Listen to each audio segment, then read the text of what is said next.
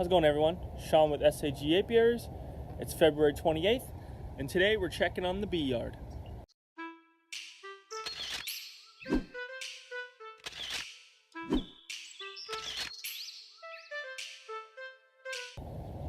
So today is actually March 5th. I shot the video February 28th, but was unable to get it done because I had to go out of town for family matters. Also, my phone died in the middle of filming, so I did not get to film all 3 hive inspections. Needless to say, the one I did get to film was a good one, and we learned a lot. So please continue to watch.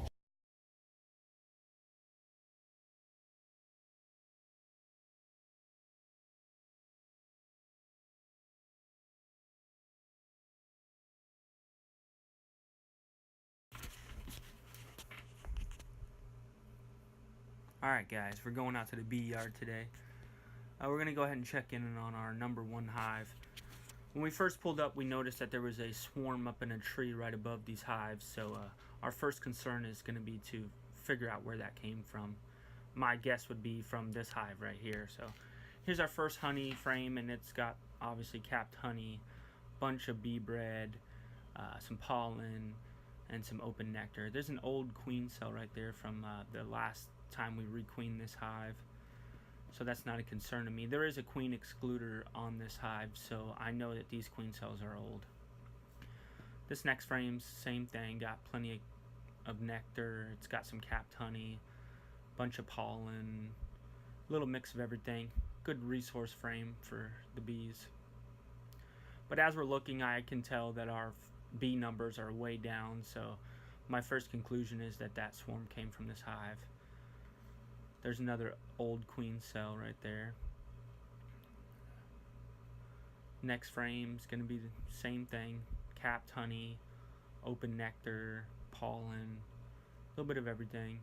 This side of the frame right here has got pretty much 100% open nectar stored in it. So they're doing good filling these frames out. They just need to get them capped up. This frame, same thing. Bunch of open nectar you can see there. This side has got a little bit of pollen, some nectar.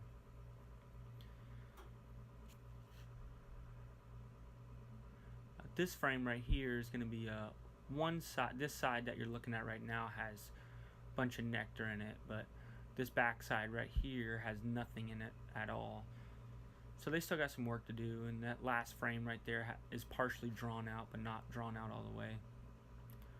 There are 3 frames on that super that aren't drawn out at all, so we can go ahead and take that feeder out for the season. We don't need that anymore. They're getting plenty of nectar from the wild. So as we're looking in here, we can see some fresh queen cells, so we're gonna be careful. And there's an open queen cell right there. That is a new queen cell. It's active. There's a larva in it with some royal jelly.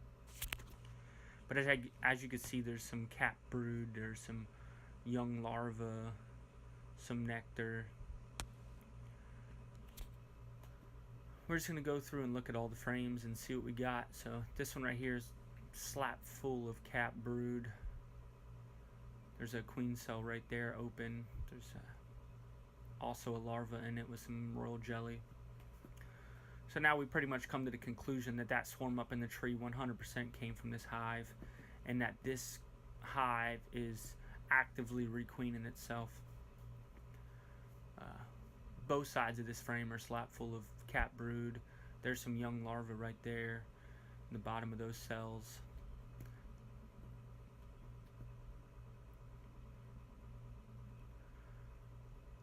Like I said, my phone ends up dying before I get to finish this hive, and I apologize for that. Rookie mistake number 2 of the day. This frame right here has got a pretty large queen cell on it, and it's full of capped brood and a lot of young larvae that's not capped up yet. I do see a couple fresh eggs in there, so I do know that that queen was in this hive within the last 2 or 3 days. So I'm assuming that swarm in the tree probably left today or yesterday and will not be there much longer. Can't really see it, but there are some eggs down in those cells.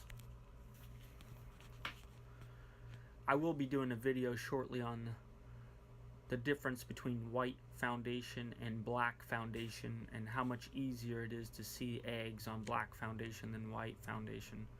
There's the swarm right there. It's pretty good size swarm. It's hard to tell in the video, but it is a pretty good size. And here's another frame right here, and this one actually doesn't have a lot of capped brood, but every single cell has an egg or a larva or some brood in it. There's also another open queen cell on this frame. So that queen that is up in the tree there, she's a really good queen. She has a good laying pattern.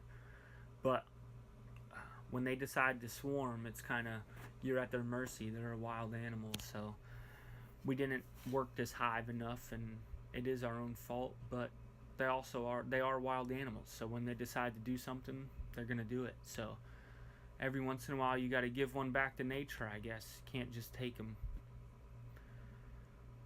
So it is sad that we lost that queen, but I understand. There's a nice queen cell right there. It's capped up, and see her pattern. That queen is really good layer. See that is 100% capped up. There are some drone cells on this frame too, which is nice to see. But this next frame is going to be the last frame that we get to see before my phone runs out, and it's got another massive queen cell on it. And the hive right next to this one from the last video, you remember that I believe it was queenless. So we're going to actually take this frame right here with this queen cell on it and put it in that box in hopes to try to requeen that queenless hive, so that way we can go ahead and requeen both of these hives. So I'll be doing a video on that too. Hopefully the queens make it back. There are a chance that the virgin queens don't make it back from their mating flight. See, there's another queen cell there. But like I said, I apologize. My phone dies here. This is the first time I'm doing a voiceover, so try that out. But I definitely will make sure I get more videos pumped out and trying to up the quality.